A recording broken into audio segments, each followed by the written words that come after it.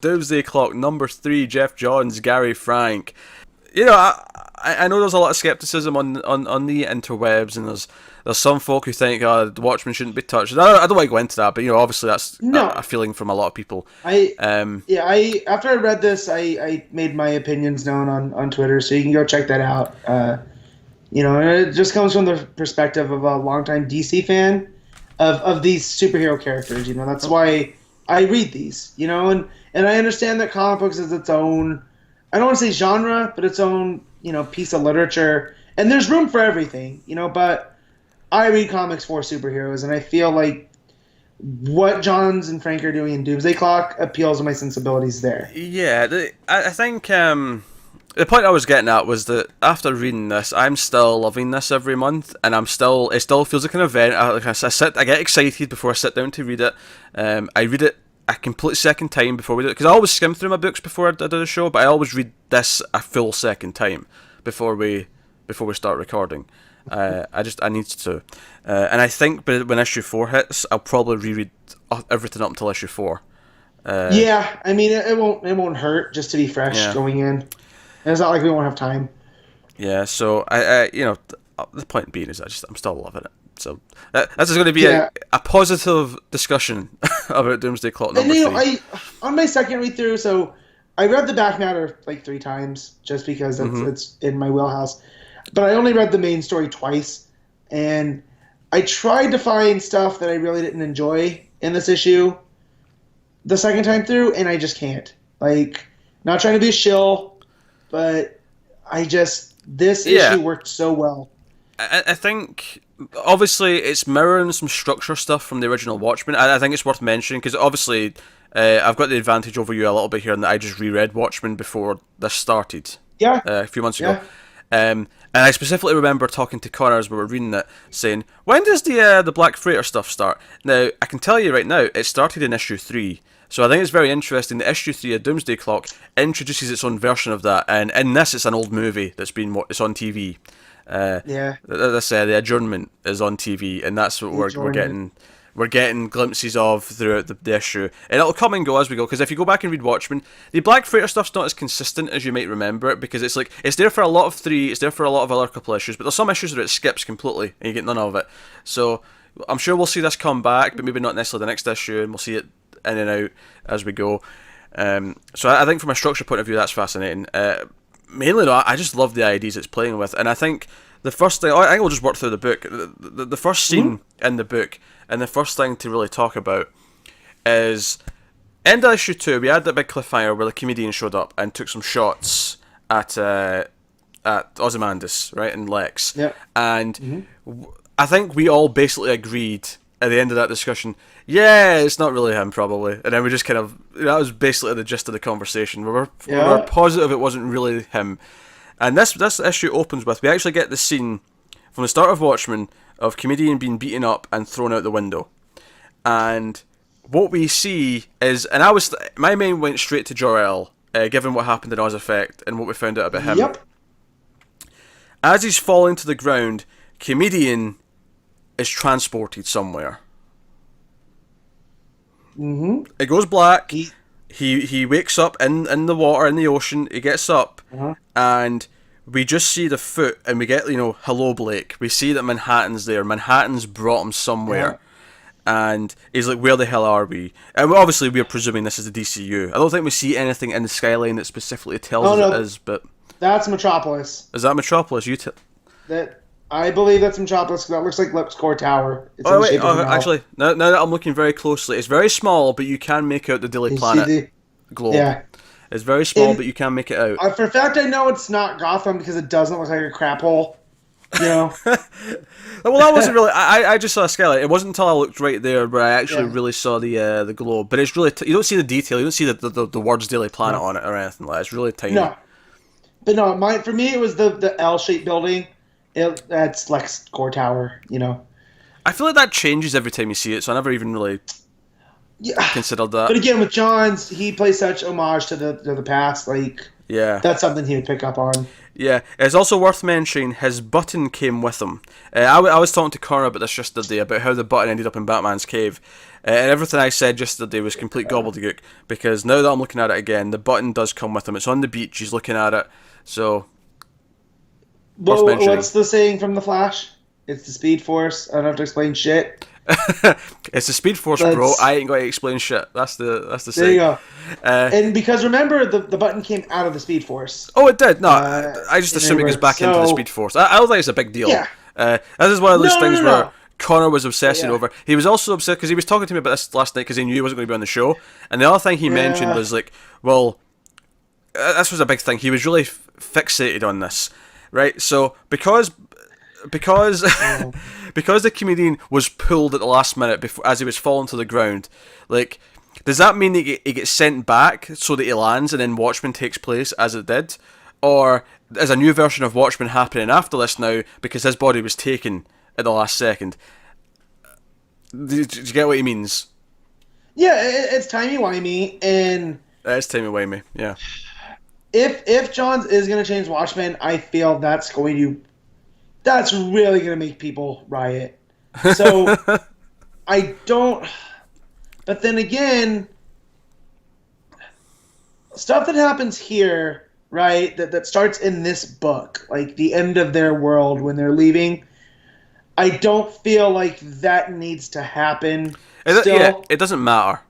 I don't think. Yeah. Yeah. No, but I feel like if Johns feels he can play with the events of Watchmen by taking out comedian's death, which is the inciting incident, yeah, I think that makes it worse off. Yeah, I don't think that's necessarily what he's doing here. I think how this affects Watchmen is not a huge deal. I think we might affect Watchmen in other ways. I don't think pulling the comedian out is necessarily the big deal, though. I could see, it could just be a case of he beams him back so he lands, and it's like he never left. Yeah, you know? Exactly. That's what I think it's going to. And I feel like Manhattan is messing with the time stream. Which they may never show. More. Yeah, they may never even show him going back. It doesn't matter. If they don't, it doesn't really matter. I'm not going to worry about it. No. It's not a big deal. But then again, it could create parallel timelines. We know this is the DCU. We know that Watchmen really isn't an Earth in the multiverse as we know it. It was, there was that Earth 4, I think it was. That was the Charleston's characters, that Charlton Comics characters. That Morrison did his own version of Watchmen within an issue. So who knows? It could be open grabs. And then again, it doesn't. It's like when they reboot a movie, they're not taking away your old movie. So you can still enjoy it for what it is. I don't think his point was that we're messing with the original Watchmen story. It was questioning, do we have a new alternate version of Watchmen because of that in this story? I don't know. Again, we'll get to the time stuff more too, because I think that Manhattan isn't beholden to time and space as it is, so he can jump around as he sees fit. So what could be his future is someone else's past, if that makes sense. Yeah, for me, honestly, what stuck out was the idea that this was very similar to Jor-El, that he grabbed him at the last second and brought him here. For whatever reason, did he bring him here specifically for fighting Ozymandias in this situation? Or was he brought here earlier for something else, and this is just he's still around for this? Yeah, because we don't know how much time has gone in between. We don't know if he just landed in Metropolis Harbor. We don't know if he's been there for a while. We don't know if he had drinks with Bibbo at a certain point. Yeah, is he been here for 20 years? Or has he been here for 10 minutes? Yeah. We don't actually know. We know he's got his outfit. Doc Manhattan's probably just materialize his outfit for him because he can do that. And I do remember from Watchmen, they were partners, right, in Vietnam. Yeah, Manhattan and comedian. So we know they work well together. We know they don't like Ozymandias, as it were. It all goes. It still plays with tropes not tropes, but plots that were set in motion in Watchmen. Yeah. I don't know if I'd say work well together necessarily, but at least put up with each other. Yeah, they play nice for. Yeah. So this entire first scene of the fight, basically, comedian's determined to throw Ozymandias out the window, and it doesn't break, so he keeps trying, and then he starts shooting the glass to eventually put him through it.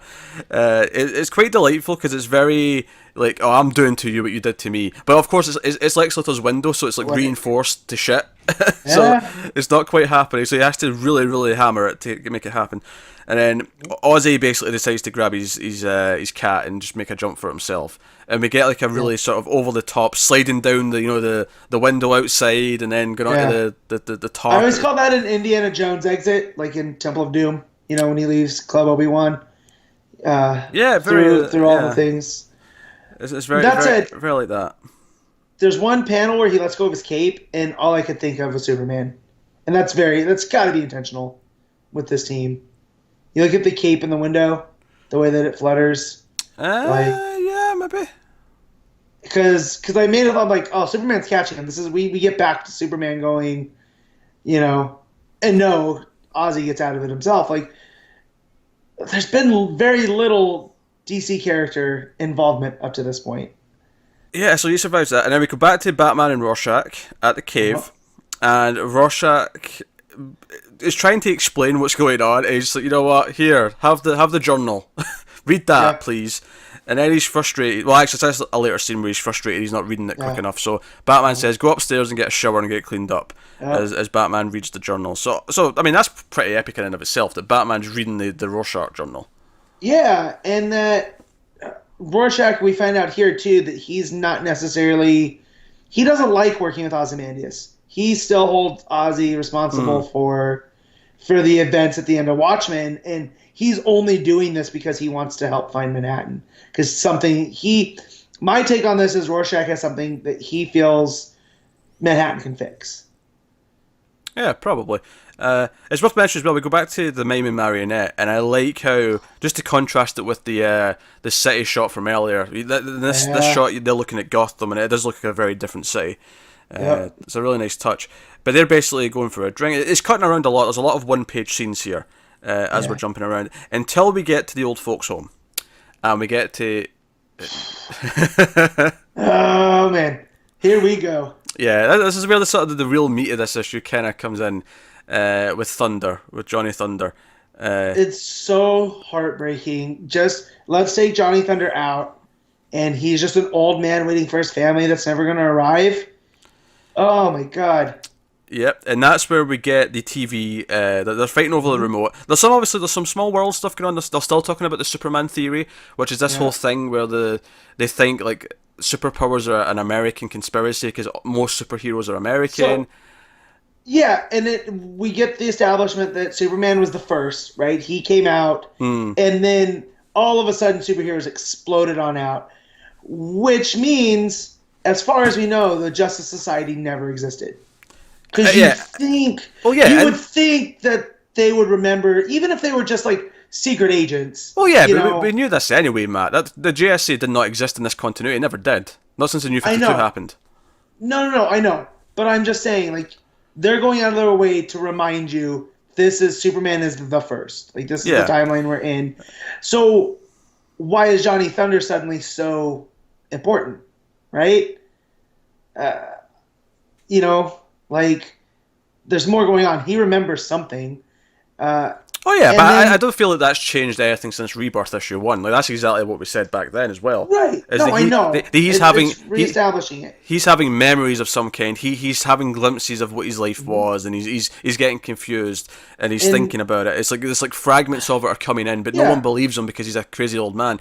Same with Satin Girl at Arkham. But no one's believing her because she's coming off as crazy. More on that later, but temporal anomaly and Arkham. I might have jumped out of my chair at work and was asked if I was okay, but back to Johnny Thunder. He's wearing his Johnny suit. Thunder. Yeah, he's got his green coat on.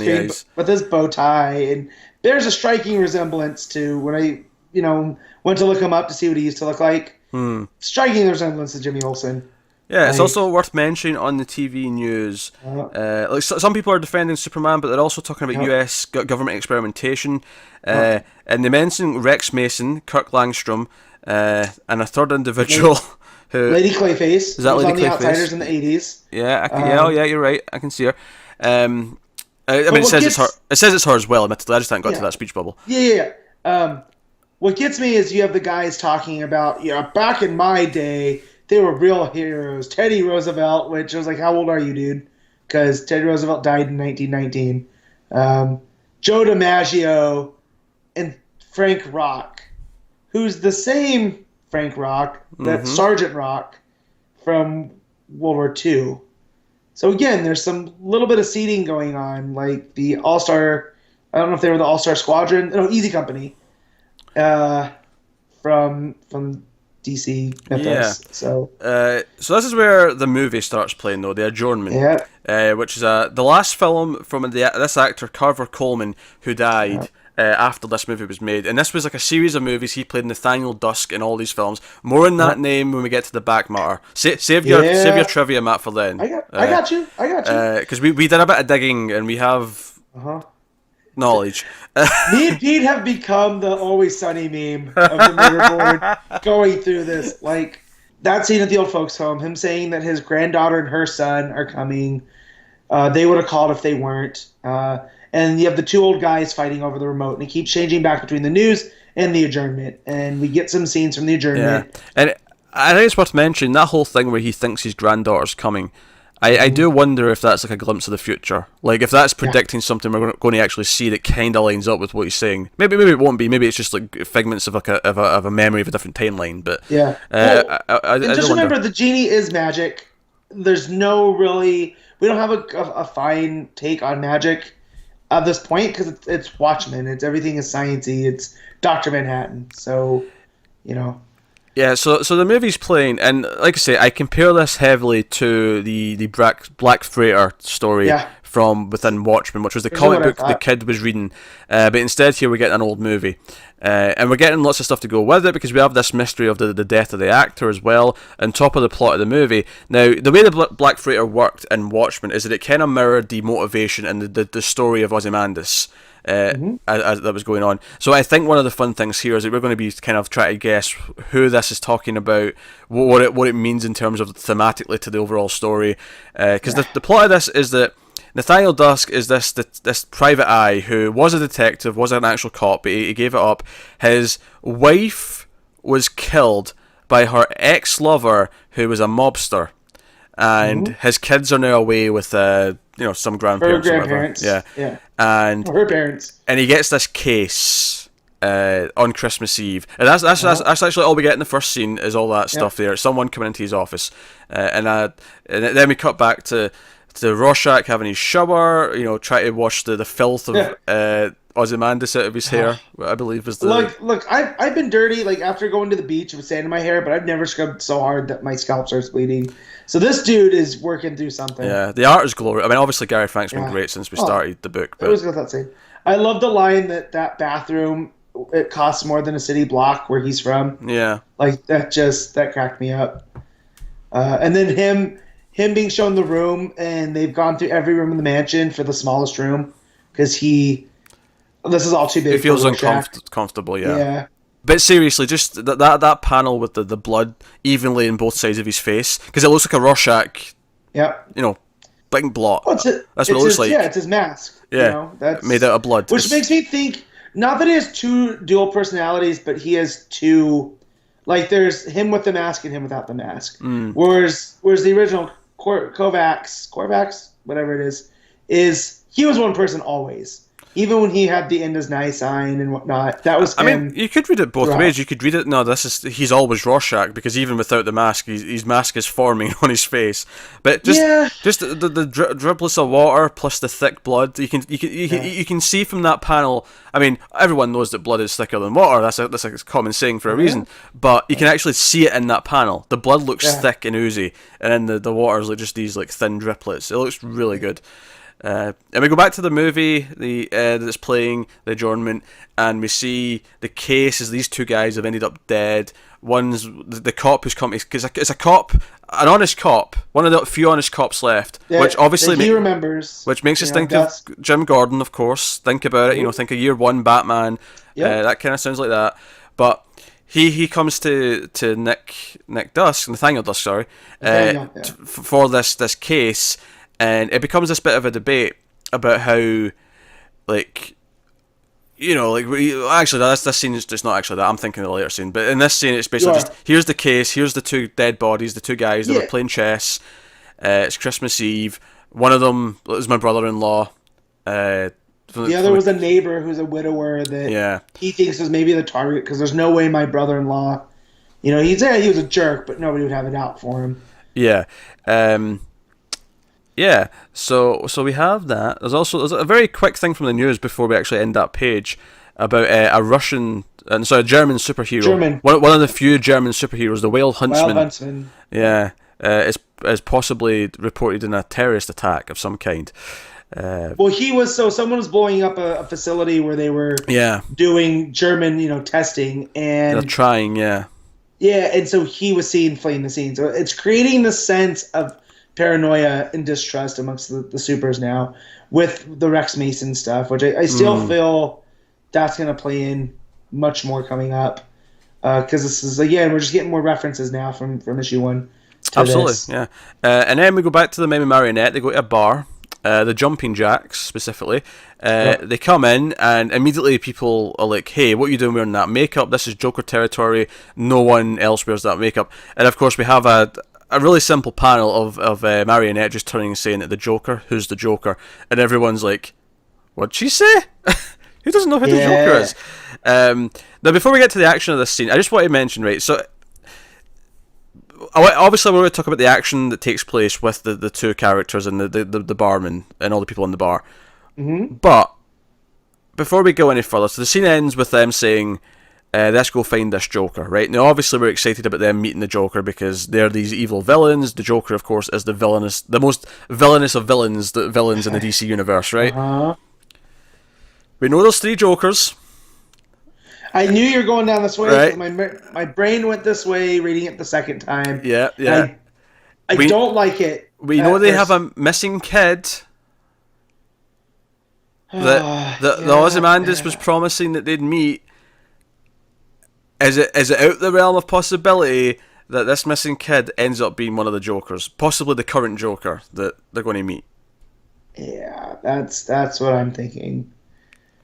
Or is that too obvious? It may be too obvious. I think it is. It could just be a red herring. I'm throwing it out. I think it's worth mentioning and throwing out that that's a thing that could be a possibility. I find it odd that we didn't discuss this at all before, and we came to the same conclusion while reading it. So that's you know, again, that's on purpose. Yeah, I'm not necessarily convinced that's the case. I just think it's worth the speculation.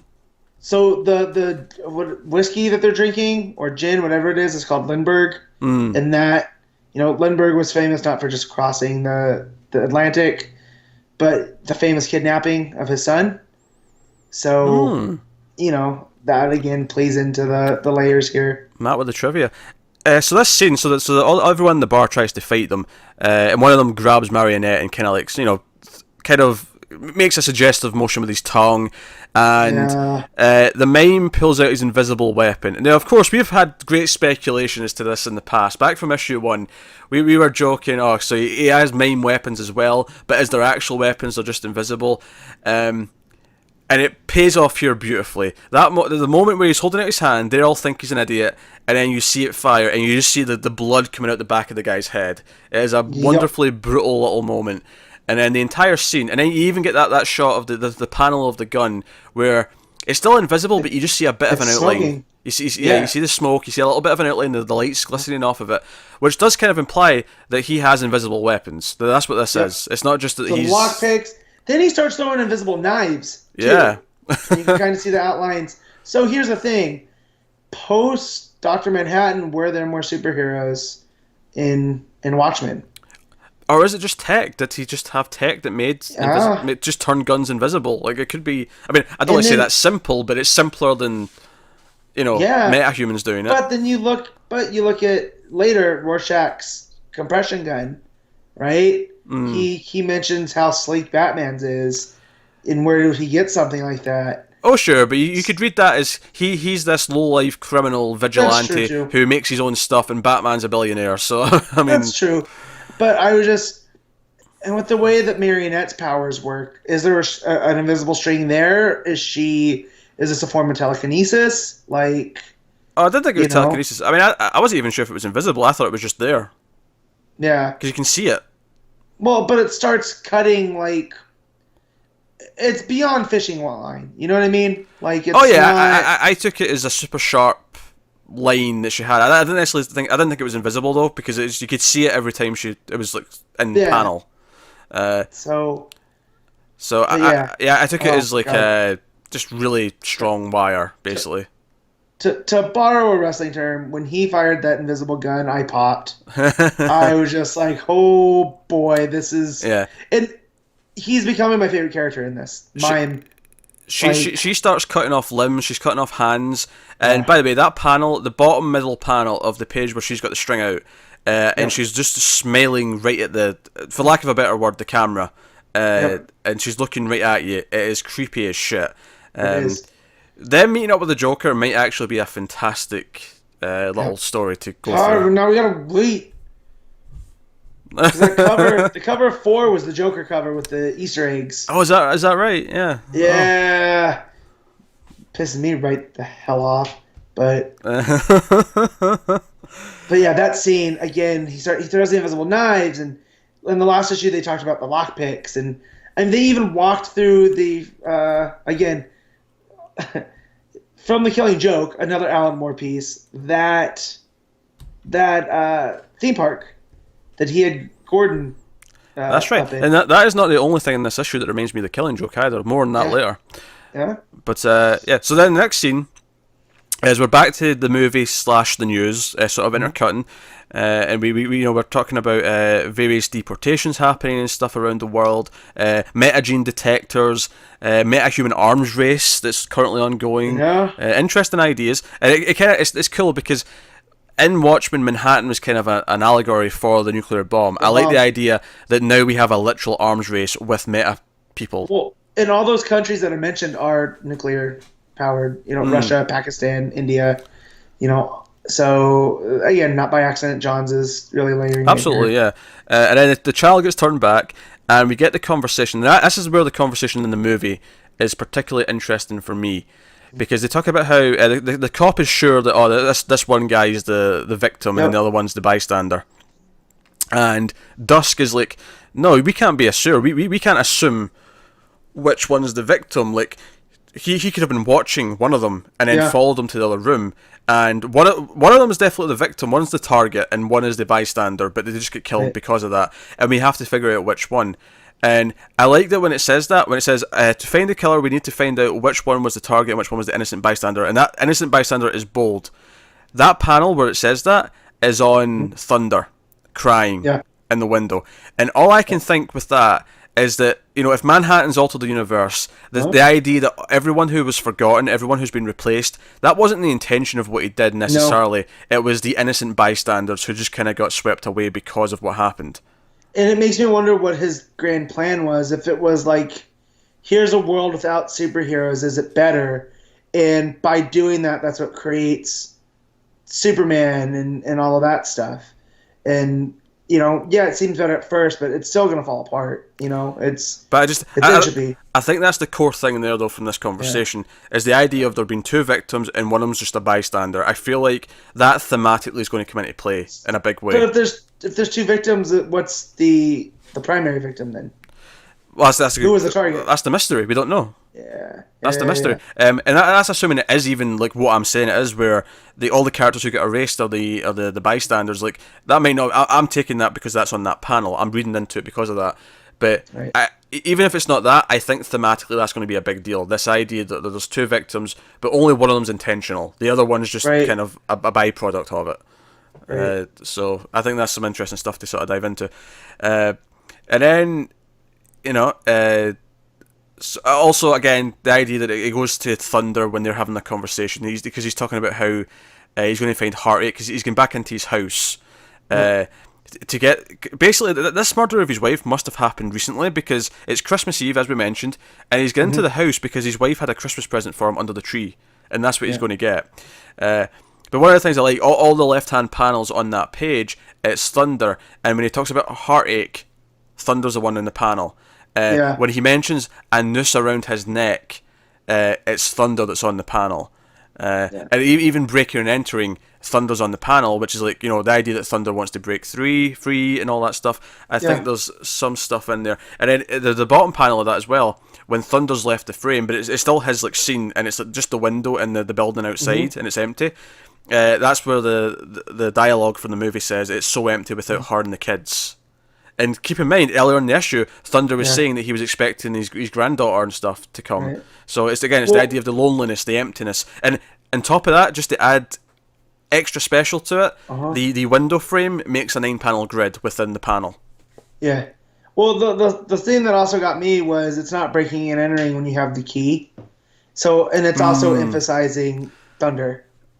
That he might be the key going forward to this. Oh, it's interesting you read it that way. I read that it's not breaking out when you have the key. Is that like an analogy from Manhattan? He's not breaking into the universe, but he can get in without any fight. Like when he can just appear, Why not both? Well, yeah, why not? Little column A, little column B. Why not? Yeah. So, oh man. Yep. So it's that, and again, it's just the idea that this present from his wife is the last thing she ever gave him. It's the last little part of that life that's been. So his wife's been taken away, much like the DC universe has, but there's still something remaining. There's something in the box, and we don't know what's in the box. I feel like there's a lot of stuff going on here. There's a lot of things that you can take and say, okay, this represents that, and that represents this. And the funny thing is I have no illusions that by the time we get to the end of this story and we get to see what the whole movie is and what the whole Doomsday Clock story is, that it'll all link up with it in a way that we can't even predict right now.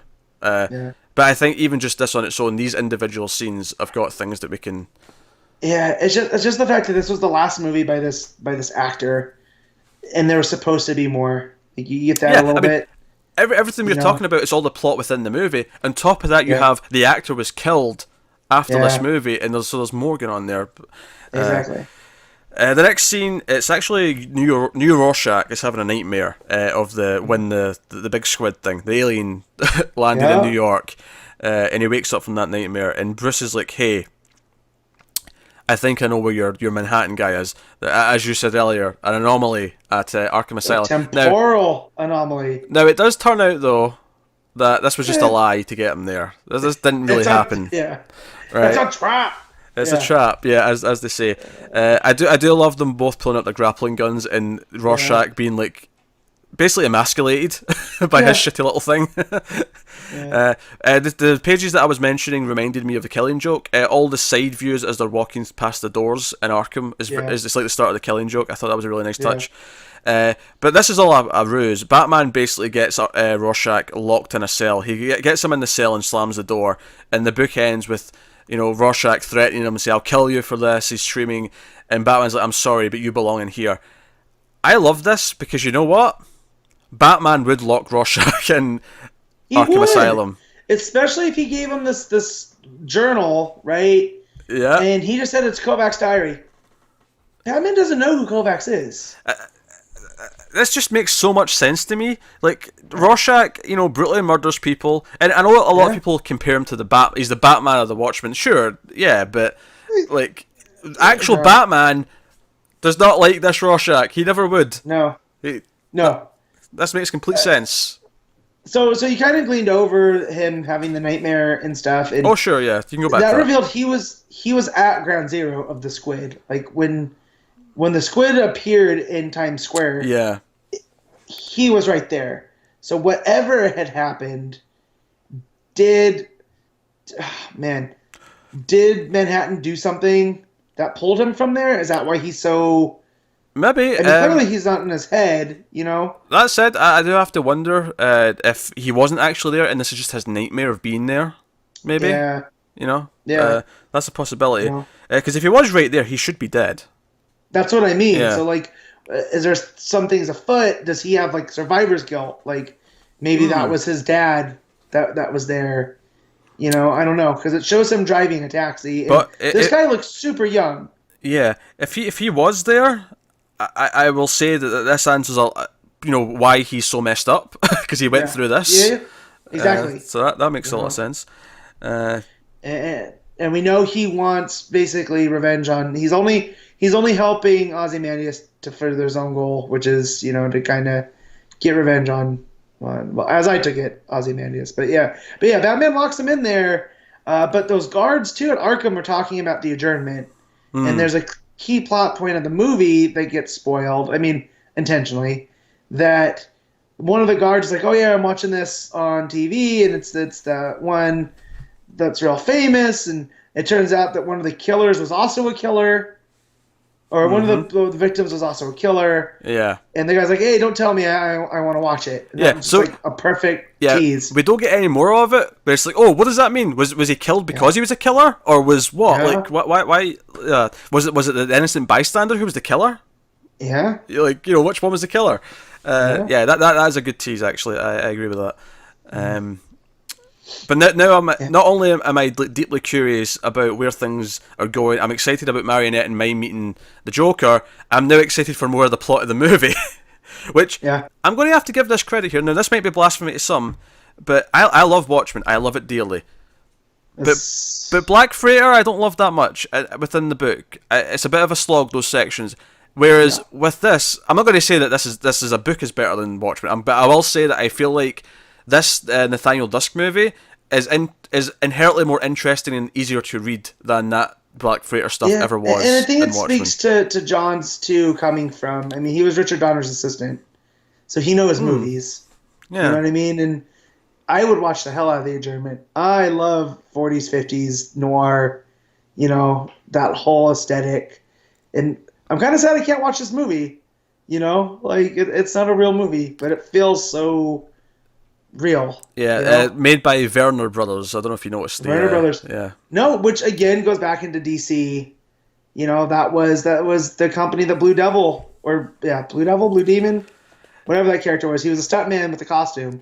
Worked at Werner Brothers. Which, while we're on that subject now, so we're getting, so we'll finish the book. So obviously, I love how Batman's cape looks at the end as he's walking away. It's a really nice shot. It's also worth mentioning he has a different bat suit than the current Rebirth suit, and Frank did confirm on the Twitters that the rest of the books will eventually also have this suit. Because we've been saying that Doomsday Clock is set a year later in the DCU, and then by the time it finishes, everything else will catch up.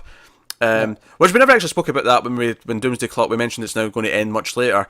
I'm not worried about that because it's so far in advance that none of the teams for those books were writing their books for January anyway. No. So it just means they're all going to have another arc or two before Doomsday Clock finishes. Yeah, and that's fine. I mean, this it's not a big deal. Happens. It's also a really close. You just read this, but the Earth One Batman.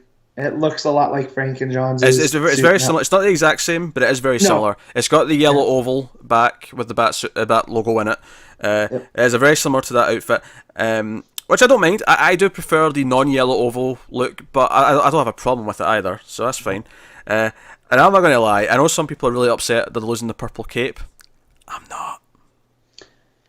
I like that it's become a late run Snyder, early run Rebirth era. I like when they have different eras. Oh sure, yeah. So that's fine. I'm not broken up over it, but again, it's Batman. I don't get broken over a lot for Batman. Also, the ears looking a little bit bigger, so I'm actually kind of cool with that too.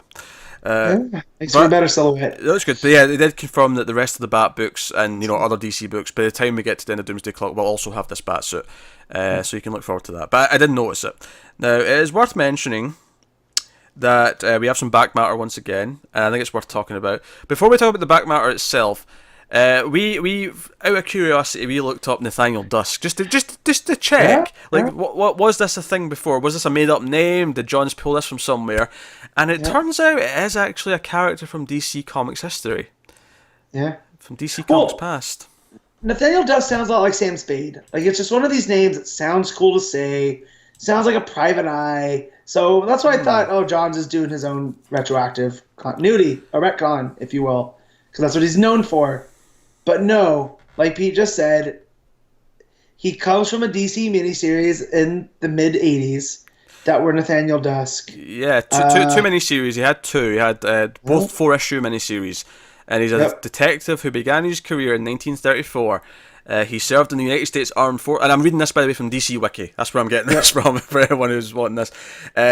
After leaving the military, he worked as a policeman until he quit after becoming disgusted by the rampant corruption in the force. Dusk struck up a romance with the mother of two Joyce Galeno. Now that ties in because at one point in this book, when he's talking about how he's lost the kids, he does say they were never really his. That's actually something he says to make himself feel better. Yep. And I think at the time you read that as whatever, but no, for this version of the character that presumably inspired this, he did have that history. His wife was Joyce, which it is in this movie in Doomsday Clock. On top of that, the wife Joyce had gone into hiding from her mobster husband, Joseph Costalino. So I'll be curious to see if that name pops up, if that's the gangster who shot her down. The vengeful husband ordered a hit on both his wife and Dusk, but only Joyce died in the attack. Dusk went after Costalino, and in the end, the gangster perished. Dusk subsequently took many other cases, but always made time to watch over Joyce's children, Jenny and Anthony. So we get far, those names in So far, that is lining up with what's in this movie, in Doomsday Clock. Yep. That is fascinating. I'm glad we looked this up before we came out to do this. This was a nice little find. So, very interesting. And then the back matter is like a sort of cheesy old Hollywood magazine with an article about his death. Yeah. Now, it's funny, actually. I actually kind of glossed past the front cover of this back matter. I just kind of went straight to the story. So now I'm just looking at it for the other stories to see if there's any fun things here. Well, the name Norma Desmond comes up on that cover, right? And the smear campaign. Yeah. Norma Desmond is one of the main characters of Sunset Boulevard. That was the actress's name. That's who, I can't remember who the real actress that played her. But that's who she's playing in the movie. It's worth mentioning Sunset Boulevard. The story in that is about an old-time actress who wants to get back into the business, and it's basically she's old and she wants to regain what her life once was. And I think thematically that lines up with what Rebirth and the DC universe is kind of doing right now with this story. Yep. So I think there's some parallels there. I'm just wondering, is the boxer one Jackie Johnson? Is that anything? No, but he was in Easy Company with Sergeant Rock, and he was trained by Ted Grant. Who is also known by the name Wildcat, a member of the JSA. Yeah. More JSA name drops. That's interesting. And again, this is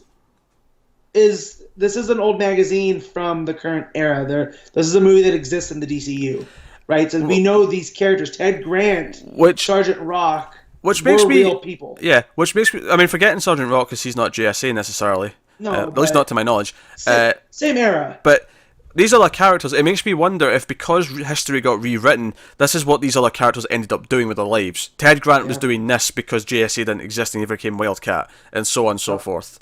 Yep. So that's interesting. It's interesting.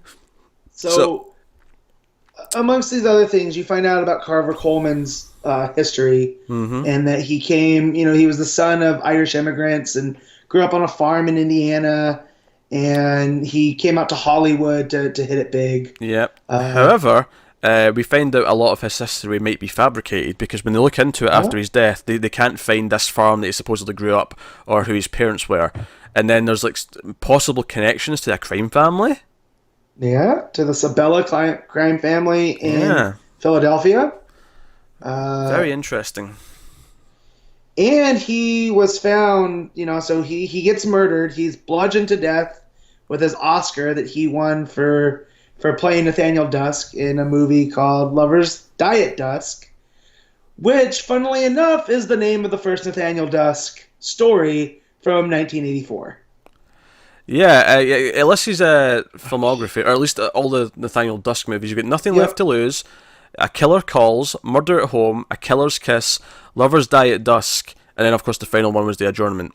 And these span from 1943 to the final one in 1954, which is The Adjournment, which they're watching in the book. So this was really interesting back matter stuff. I actually really liked this stuff this time. Yeah. And then so we get to the Coast to Coast secrets after the Coleman stuff, which I also want to point out that Coleman's bludgeoned to death just like Night Owl 1 in Watchmen.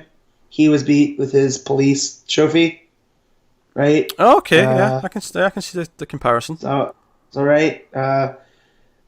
So we end up getting to the Coast to Coast secrets, and they talk about this actor named Frank Farr who cheated on his wife Barbara Stanwyck, who's a real life, our world Yeah, yeah, Ashes I from that recognize era, that name. Yeah. right?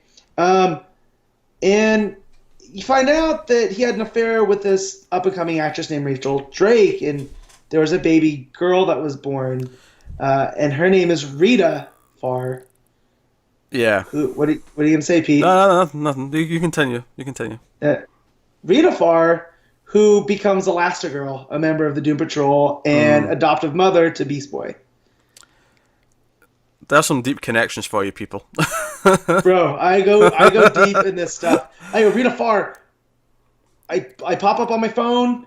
Yep, Rita Farr is Elastigirl. I can't say that I recognised that name and went that, but I read that and went, I bet this daughter is someone. Now, admittedly, Yeah. I don't think Elastigirl is one that I'd ever, because I mean, I'm not a big Doom Patrol guy. I'm no. not. And then there's Randy Booth, who's known as the Tin Soldier, and he gets thrown out of Jackie Johnson, the boxer's wedding, and you come to find out this is like his fourth wedding, and they got into a fight over what Randy Booth says is a conspiracy surrounding Sergeant Rock's death. Now, here's the thing about Sergeant Rock is in DC continuity, he dies on the final days of the war, right? So he's kind of the spirit of World War II. You know, he's not meant to go past. So was this a hit job done in? Was this, Booth seems to know more than what he wants to say, and that's where Ted Grant's name gets on, that he restrains Booth so the ceremony can keep going.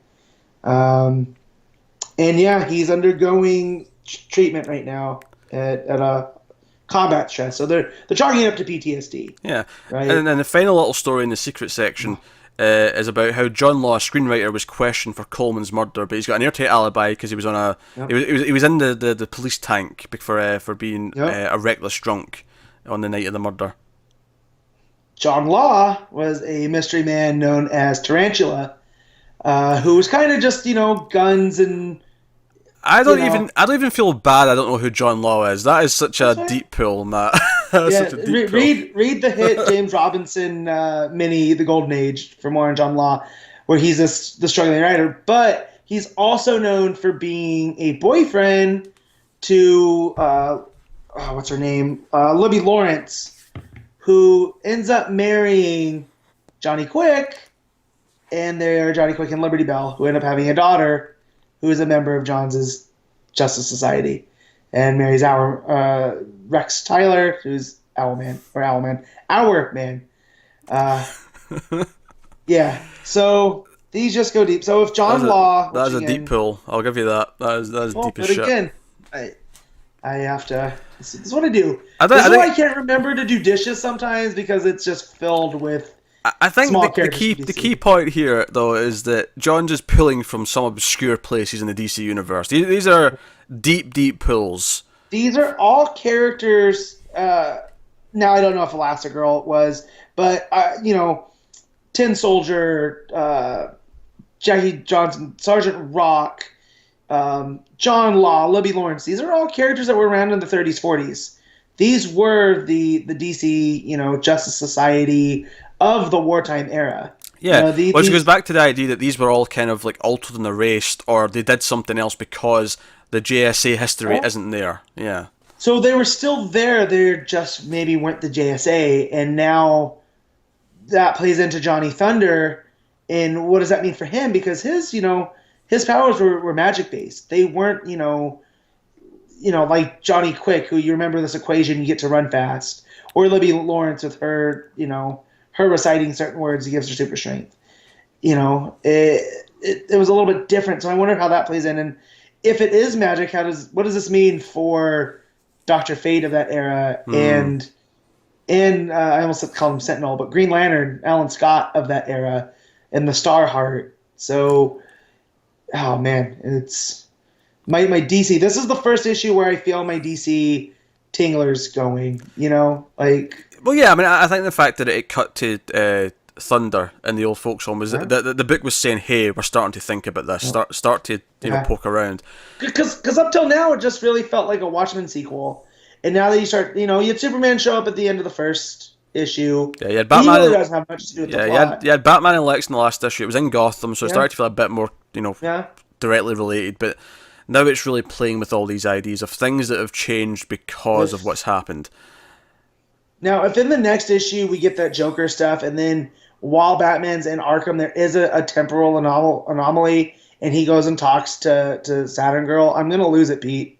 Like, I'll be doing backflips down the stairs. I could see them saving the Saturn Girl stuff for a little bit later. I could see that waiting. Well, yeah, but I'm just saying, like, that they're setting all the stuff up now that I've waited. We're coming up on 2 years.